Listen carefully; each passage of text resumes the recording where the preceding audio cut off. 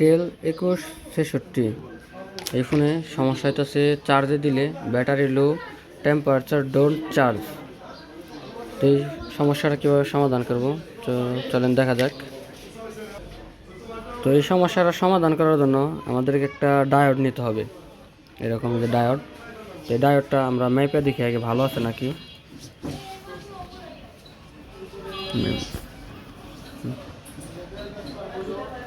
এই ডায়োড মাপার হইল এই যে ডায়োড এবার মাপলাম,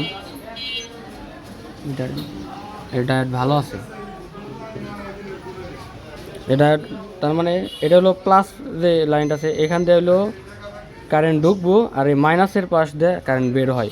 ডায়োড হলো এরকম। আবার যে এই পাশে যদি এটা উল্টিয়া যদি মাপি, উল্টে মাপি তাহলে কোনো রিডিং আসবো না। আবার এই পাশ দিলে তো রিডিং আসে। এটা এখন কি করবো আমরা, আমাদের যে ব্যাটারি বিএসআই যে লাইনটা আছে এই যে মাঝখানে, এই লাইনের সাথে এখানে ডায়োডটা উল্টা করে লাগিয়ে দিব।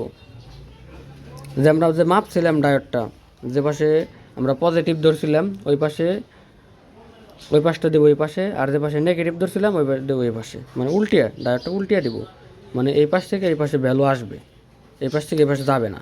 ঠিক আছে, ফার্স্টে আমরা একটা ডায়োডটা সুন্দর করে কেটে নেব। জিনিসটা এইভাবে এই যে কালা যে একটু মাথা এক পাশে কালা আছে এটা বসবে এই পাশে, আর যে পাশে লাল এটা এই পাশে। এই যে এখানে ডায়োড জাম্পার করা হয়ে গেছে।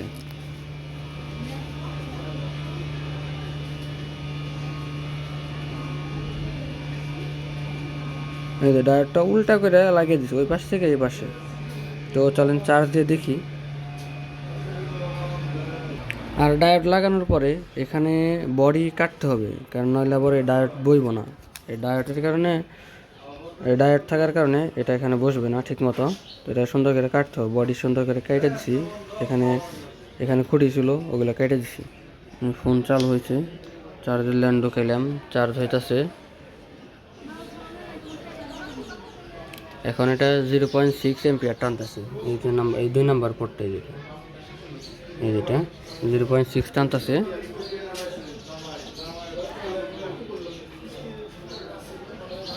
এখন আর কোনো ধরনের লেখা আসে না। এই ফোনটার কাজ কমপ্লিট হয়েছে।